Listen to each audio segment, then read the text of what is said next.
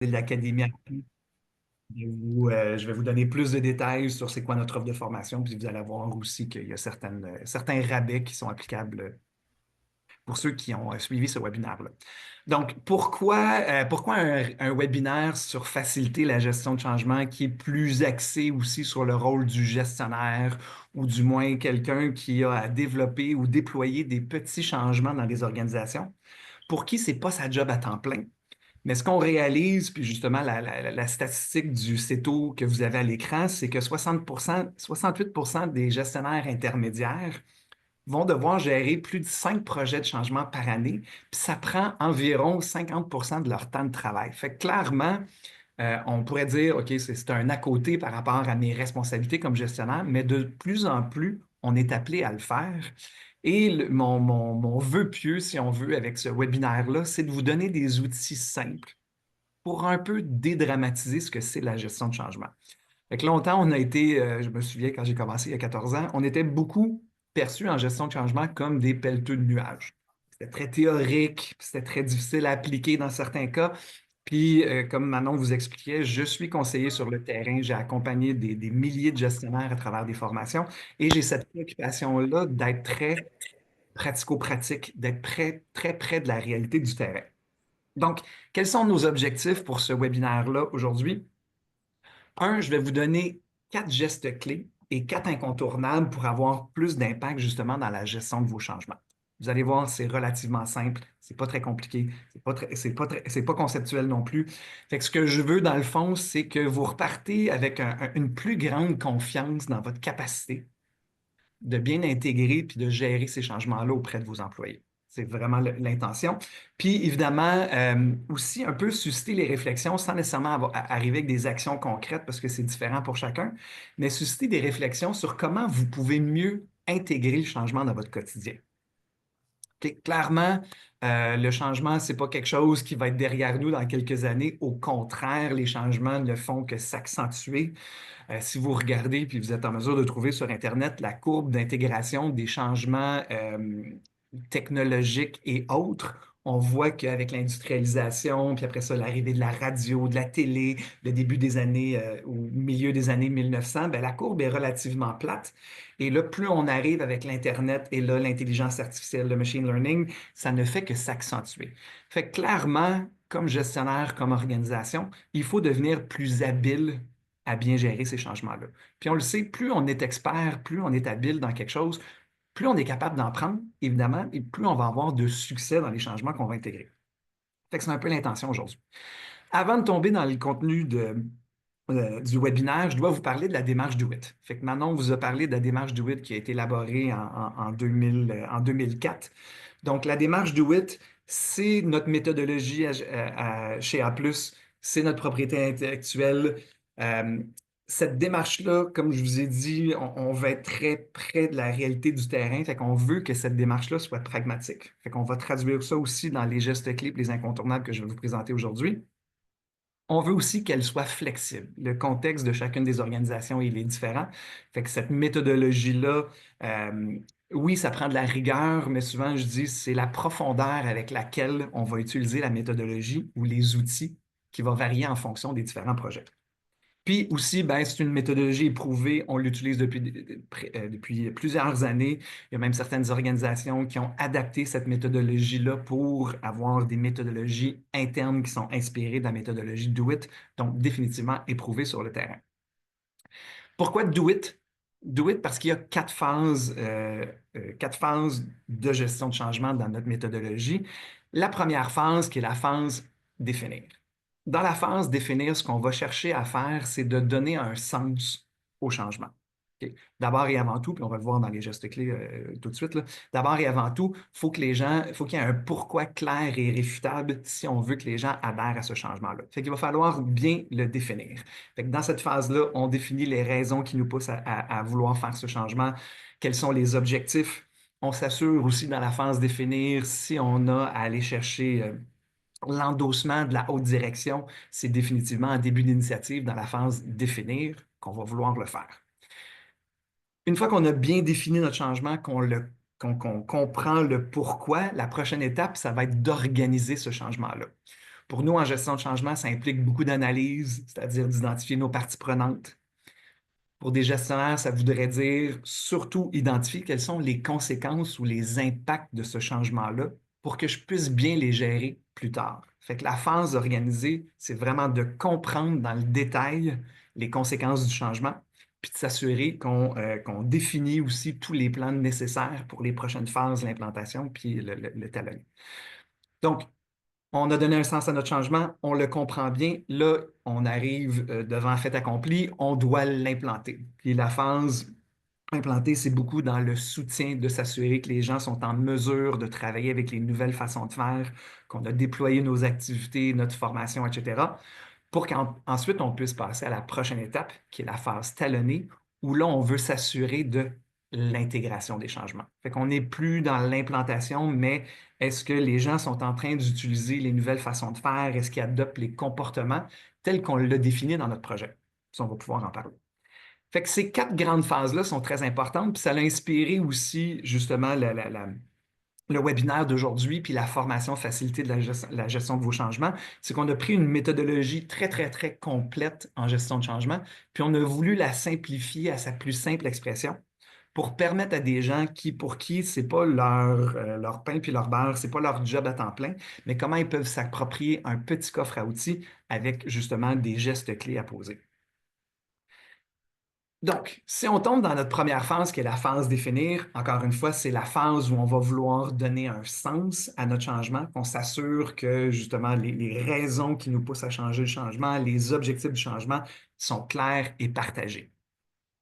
Puis, une donnée qui est quand même très importante, c'est que les experts disent qu'un pourquoi clair et réfutable représente 80% de l'adhésion. C'est énorme. Puis moi, mon expérience sur le terrain encore aujourd'hui, c'est qu'on focus rapidement sur le quoi et le comment. Puis à la limite, qu'est-ce que ça va nous donner? C'est quoi les objectifs? Sans passer nécessairement beaucoup de temps sur le pourquoi. Sachant que ça représente 80% de l'adhésion, on devrait y donner un petit peu plus d'amour puis un petit peu plus d'attention. Puis je le vois souvent dans les interventions que je vais faire. On me demande, par exemple, d'aller rencontrer une équipe, puis on me dit, tu vas voir, Joël, c'est difficile avec cette équipe-là, il y a des enjeux de résistance, etc. Puis je vous dirais que dans 85-90% des cas, c'est souvent que le pourquoi n'était pas clair. On est tombé trop rapidement dans le quoi et dans le comment. Donc, le geste clé, si on veut à ce stade-ci, si on veut avoir un pourquoi clair puis qu'on est capable de mobiliser les gens autour, c'est vraiment de rallier. OK? On n'a peut-être pas toutes les réponses à ce stade-ci. On va arriver justement avec notre pourquoi, puis je vais vous expliquer le livrable qui est rattaché à ça. Mais on n'a peut-être pas toutes les réponses, mais on veut commencer à sensibiliser les gens sur ce qui s'en vient. Donc, on veut les rallier, puis on veut s'assurer surtout qu'on gère les préoccupations, qu'on les écoute, parce que cette étape-ci, elle est cruciale si on veut que plus tard, rendu au moment de l'implantation, qu'on ait déjà probablement géré une grande partie de la résistance. Fait qu'avec ce pourquoi-là, déjà, on est capable d'aller justement aller chercher les préoccupations sur ce qu'on essaie de déployer, pourquoi on le fait, qui va nous permettre d'avoir une plus grande adhésion plus on va avancer dans le projet. Fait qu'avec ce geste clé-là, ben, comment vous allez y arriver pour rallier vos troupes, c'est avec ce qu'on appelle le récit du changement. Plus communément en anglais appelé Case for Change, nous, on l'appelle le récit du changement. Qu'est-ce que c'est le récit du changement, dans le fond? C'est la petite histoire qu'on veut raconter pour justement rallier les gens autour de notre changement. Okay. Puis ce récit du changement-là, ce qui est très, très, très important, c'est que il faut qu'il démontre un peu d'où on part puis vers où on s'en va. Il faut qu'il soit mobilisant pour tous ceux qui vont vivre le changement. Puis ça, ce bout-là, il est très, très, très important. J'entends encore aujourd'hui, quand j'accompagne des équipes projets qui disent le pourquoi il faut changer, il faut être plus efficace, il faut être plus productif. Ça, c'est un objectif qu'on vise. C'est pas un pourquoi. Puis malheureusement, quand on parle justement d'efficacité, de productivité, pour un gestionnaire, pour un professionnel, ça fait plein de sens. Mais apporter ce même pourquoi-là auprès d'employés qui sont en train de vivre le changement, puis on leur parle de productivité puis d'efficacité, je vous garantis que ce qu'ils entendent, c'est faut en faire plus avec moins. Est-ce que je vais perdre ma job? Qu'est-ce qu'on s'attend de moi? Fait qu'il faut vraiment que le récit du changement se mette dans la perspective de ceux qui vont vivre ce changement-là pour qu'il soit mobilisant et engageant. Euh, Puis, idéalement, il doit aussi faire appel aux deux côtés du cerveau. Donc, il faut qu'il fasse autant appel à la raison qu'aux émotions. Je vais vous donner un exemple. Je travaillais dans une organisation manufacturière qui avait des enjeux de qualité. Fait qu'on amenait une transformation pour amener une plus grande qualité sur la chaîne de production. Et un des enjeux qu'il y avait, c'est parce que justement les produits n'étaient pas de qualité puis qu'il y avait beaucoup d'enjeux sur la chaîne de production, c'est qu'il y avait des problèmes de rentabilité. Fait que le récit du changement pour cette transformation-là, c'était, puis ça c'était le tagline là, ou le sous-titre de la transformation, on veut revenir à la rentabilité avant telle année. C'était leur récit du changement. Ça faisait du sens pour des exécutifs, à la limite pour des gens qui étaient au siège social. Pour ceux qui étaient les employés de front qui travaillaient sur la chaîne de production, pensez-vous que la rentabilité, c'est quelque chose qui les mobilise puis qui les engage au quotidien à vouloir changer? Absolument pas. Fait que quand on s'est assis avec les équipes pour dire il y a un problème de traction, on n'arrive pas à mobiliser les gens sur cette transformation-là, comment on doit s'y prendre? Bien, les gens nous ont posé la question à savoir, oui, mais on le sait qu'on fait de la non-qualité, mais est-ce que c'est si pire que ça? Fait que là, pourquoi il est revenu au fait que oui, ça coûtait des dizaines de millions de dollars par année.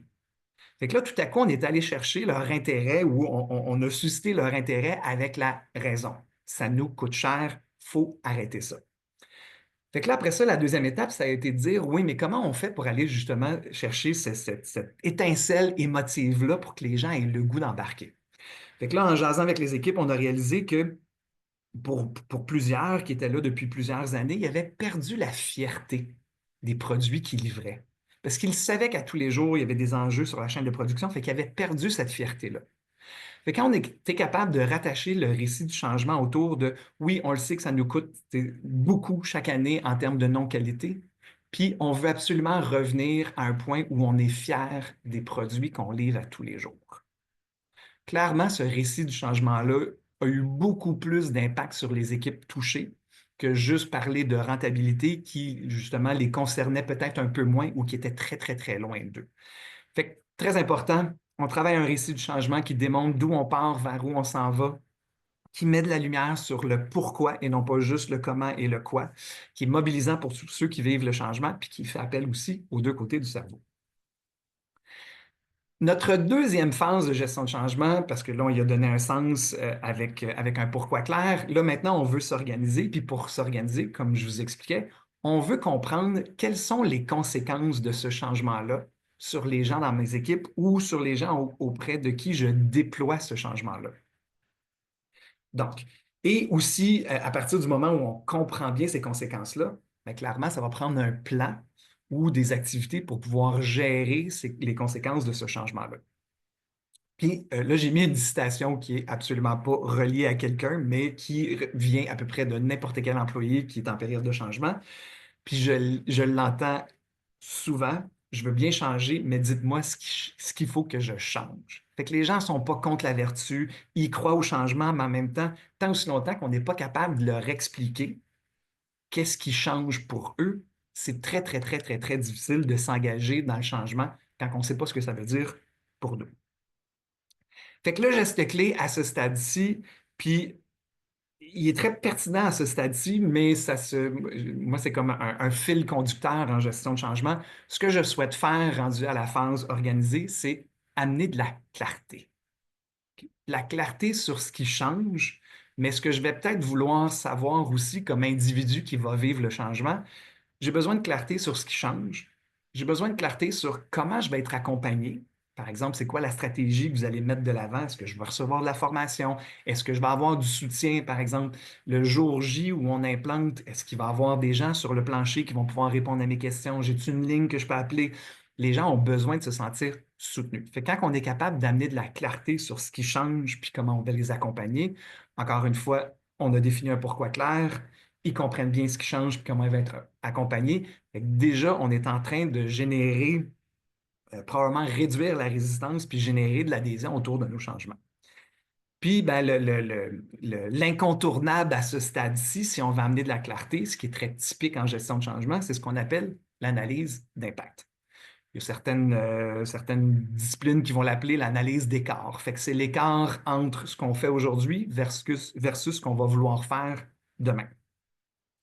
Puis l'analyse d'impact, dans le fond, c'est de recenser toutes les conséquences, qu'elles soient positives ou négatives, qu'un changement va avoir sur un individu ou un groupe d'individus. La façon la plus facile de s'y prendre, on a trois facettes qu'on regarde typiquement aussi en gestion de projet. En anglais, on dit People Process Tools.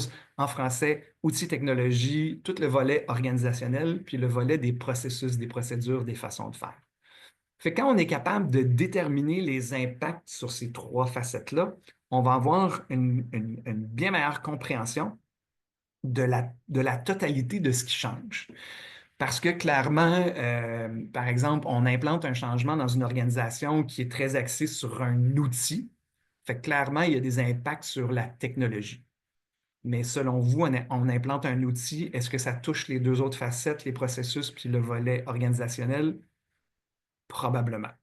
Ça se pourrait que ça soit à moins grande échelle, mais clairement, on introduit un système, il y a peut-être des processus qui vont changer parce qu'on va essayer d'harmoniser les façons de faire du système avec des pratiques courantes pour avoir les meilleures pratiques, etc. Donc, souvent, même si c'est des changements qui touchent majoritairement une des facettes, il va y avoir des changements nécessairement dans les autres facettes. Fait que à quoi il faut réfléchir, puis le volet outils technologie, puis le volet processus, il est peut-être un petit peu plus facile à capturer. Souvent, celui-là, on le réfléchit parce que ça va se traduire aussi souvent en contenu de formation, etc. Par contre, le volet humain et organisationnel, des fois, il est un petit peu plus difficile à capturer. Puis c'est souvent là que ça va faire un peu plus mal. Fait que justement, de définir, on implante une nouvelle technologie, est-ce que ça peut avoir un impact sur les rôles et responsabilités? Je donne un exemple, on implante un nouveau système, puis il y a certains processus qui vont être automatisés.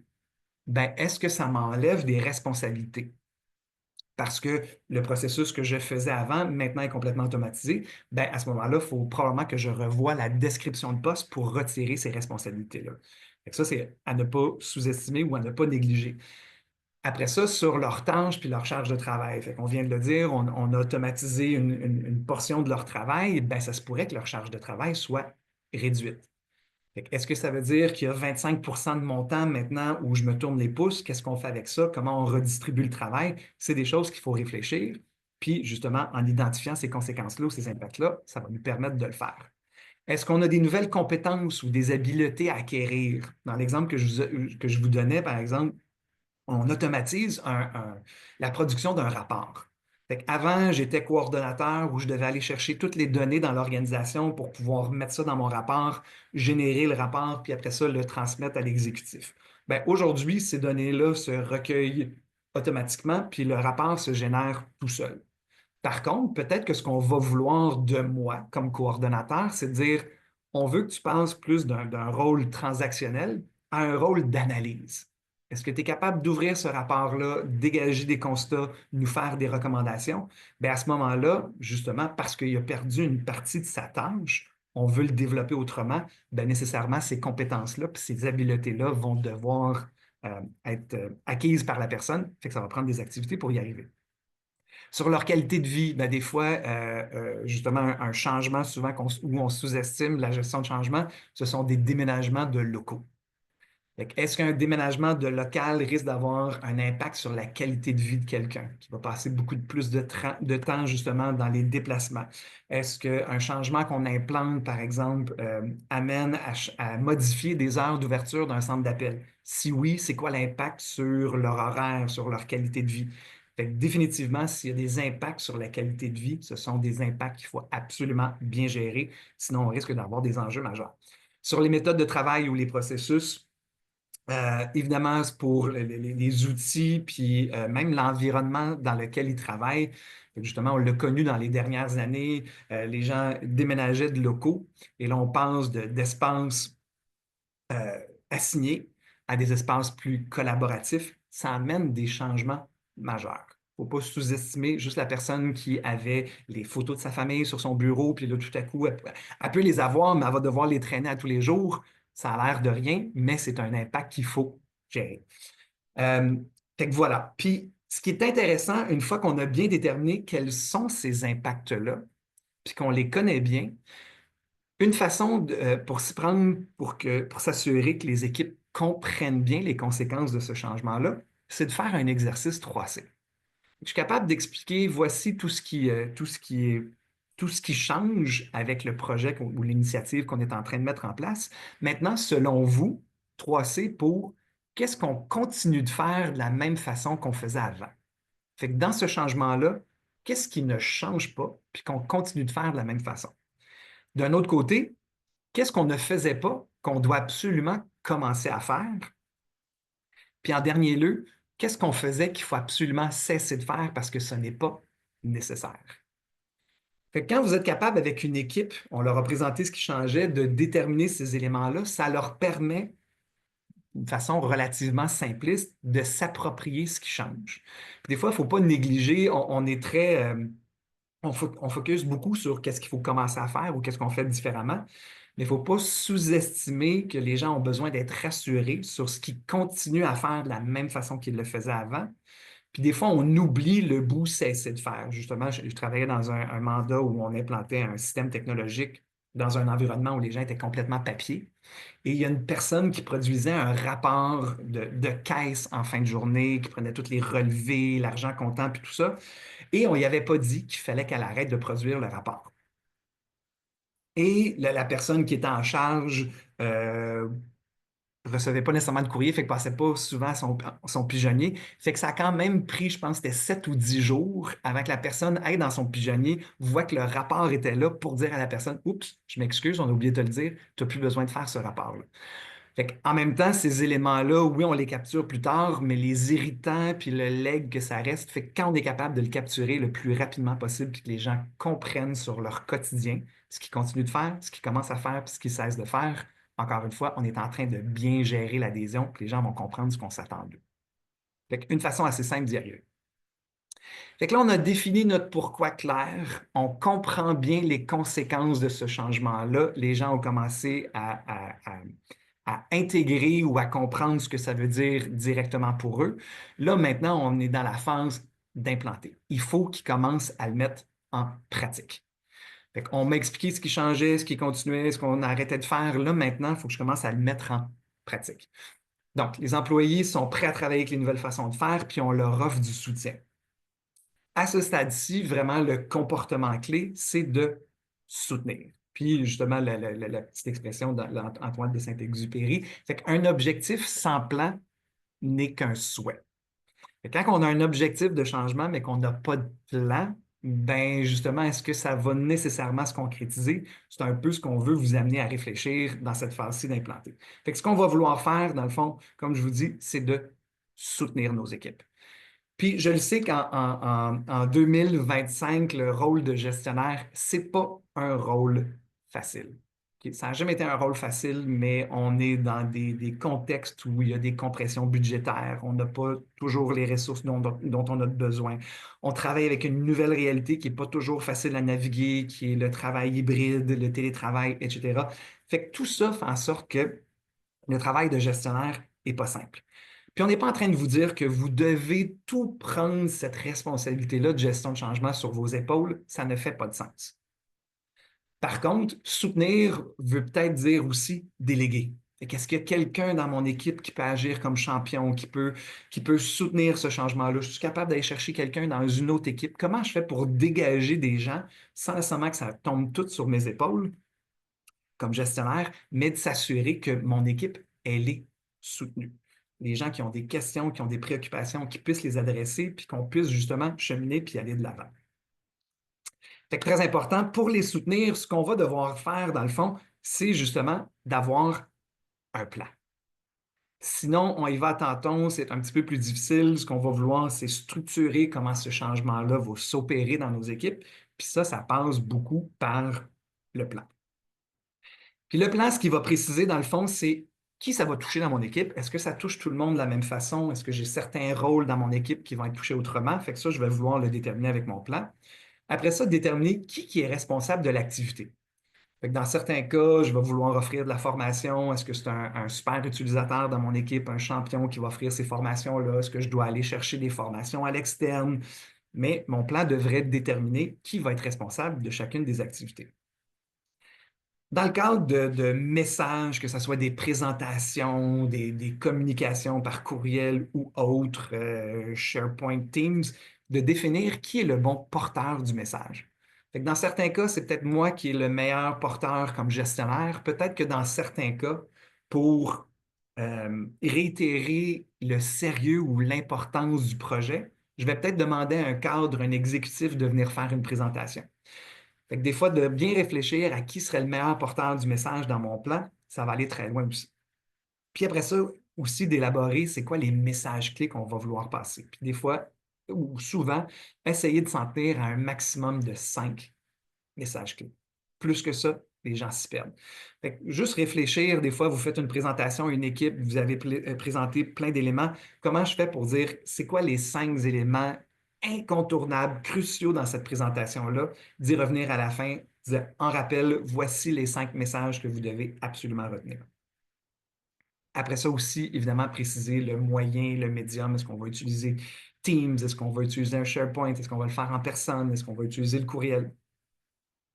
Puis un autre élément qui est très important par rapport au plan, c'est que les gens vont devoir naviguer à travers différentes étapes si on veut qu'ils intègrent le changement. Tantôt, je vous ai parlé des étapes de gestion de changement. Ça, c'est nous, comment on s'organise pour faire arriver le changement. Mais moi, comme individu, si on veut que j'intègre un changement, il y a des phases par lesquelles je vais devoir passer. La première phase, c'est la sensibilisation. Si on veut que je change un jour, il faut que je sache qu'il y a quelque chose qui va changer. Fait que nécessairement, la sensibilisation, c'est une étape importante, puis c'est de l'information. Ça implique de la communication. Qu'est-ce qu'on utilise beaucoup à la phase de sensibilisation? Justement, c'est le récit du changement, le pourquoi clair. Puis à la limite, à la phase de sensibilisation, ça pourrait être de la communication unilatérale. Voici ce qui s'en vient, voici pourquoi on doit le faire. Dans une prochaine étape, on va pouvoir s'en reparler. Fait que là, une fois que les gens sont bien sensibilisés, la prochaine étape, qui est la phase de compréhension, c'est que nécessairement, maintenant, je sais qu'il y a quelque chose qui change. Comme être humain, ce que je veux, c'est comprendre qu'est-ce que ça veut dire pour moi, qu'est-ce que ça veut dire pour les équipes, qu'est-ce que ça veut dire pour l'organisation. Fait que la phase de compréhension, elle est très, très importante si on veut que les gens passent à l'acceptation. Et nécessairement, ce que ça va impliquer, c'est du dialogue. Parce qu'on a beau me présenter les changements, je peux lire la documentation sur ce qui change. Probablement en lisant cette documentation-là ou en ayant une présentation, j'ai des questions, j'ai des préoccupations. Avez-vous pensé à ci? Avez-vous pensé à ça? Ça veut-il dire ça pour moi? Fait que tant aussi longtemps que je n'ai pas des réponses à ces questions ou ces préoccupations-là, ça va être très, très difficile de passer à la prochaine étape, qui est l'étape d'acceptation. Fait qu'on veut absolument qu'à la phase de compréhension, où les gens doivent s'approprier ce qui change concrètement pour eux, qu'il y ait du dialogue. À partir du moment où ils ont bien compris, ils sont dans une meilleure posture pour accepter ce changement-là, qui est vraiment la décision personnelle. Puis à partir de ce moment-là, ils peuvent commencer à le mettre en pratique, où là, on est dans la phase d'adoption. Ils utilisent les nouvelles façons de faire, ils sont en train d'expérimenter, etc., pour qu'ultimement, ils arrivent à la dernière phase qui est l'intégration où là, ce sont les nouvelles façons de faire. Ça implique par contre beaucoup de renforcement, d'être capable de dire à quelqu'un, excellent, merci, tu fais la bonne job, ou non, c'est pas exactement comme ça qu'on le veut, s'il te plaît, peux-tu ajuster si on va être sûr qu'on rencontre les objectifs, etc. Fait que chacune de ces phases-là est très importante si on veut intégrer le changement tel qu'on l'a prévu. Ce qu'on observe, ou du moins ce qu'on observait surtout il y a quelques années, mais ça arrive encore, c'est qu'on va envoyer les gens en formation. On les envoie en formation, on ne les a pas sensibilisés, ils n'ont pas eu la chance de s'exprimer. On les assoit, puis là, les gens se posent la question de savoir qu'est-ce que je fais ici, qu'est-ce qu'on va couvrir comme contenu.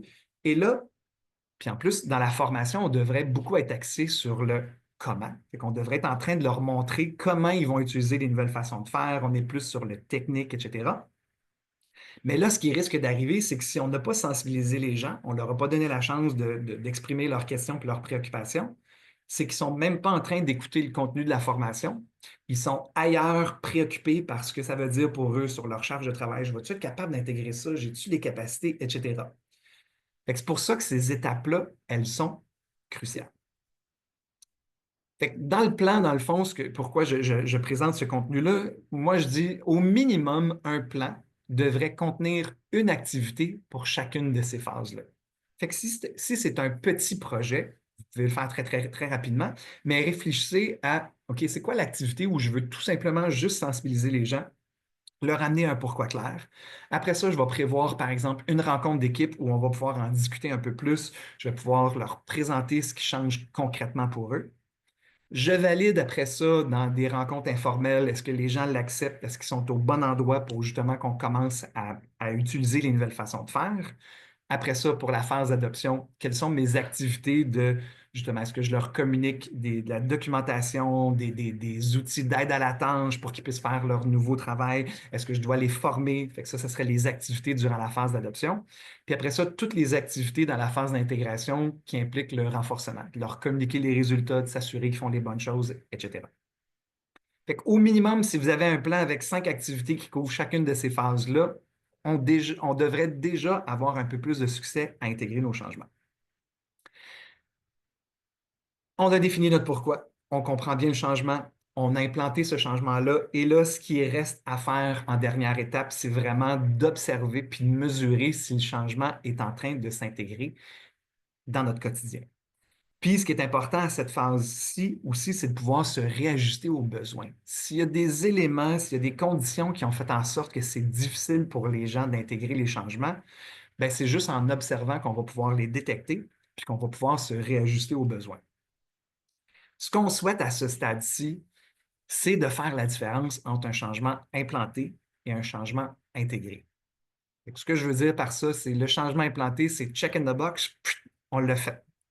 Oui, mais encore. Est-ce que les gens, parce qu'on a des objectifs très précis avec nos initiatives, avec nos projets, est-ce que ce qu'on est en train de faire est cohérent avec ce qu'on avait défini dans le projet? Est-ce que les gens sont en train d'adopter les bons comportements, d'utiliser les outils de la bonne façon, etc. Fait que le geste clé à ce stade-ci, c'est clairement d'observer. Peu importe les manières que vous allez prendre pour le faire, s'asseoir avec les gens, faire du shadowing, peu importe, mais d'observer si justement les comportements des gens, les façons de faire sont cohérentes avec le changement qu'on a proposé. Puis l'incontournable, si on veut, ça va être la mesure. Fait qu'il y a 2 façons de voir la mesure. Un, on va vouloir mesurer la mobilisation, puis d'un autre côté, on va vouloir mesurer l'intégration. Puis ce que j'observe encore, c'est qu'on met beaucoup d'efforts sur la mobilisation, c'est-à-dire on sonde les gens à savoir s'ils sont satisfaits avec les nouvelles façons de faire, est-ce que la formation a été adéquate, est-ce qu'on a bien communiqué, etc. Est-ce que vous êtes satisfait avec le nouveau système? Fait qu'on focus beaucoup sur la mobilisation. Par contre, le volet qui est très, très, très important, c'est l'intégration. Est-ce que c'est cohérent avec ce qu'on avait défini dans notre projet?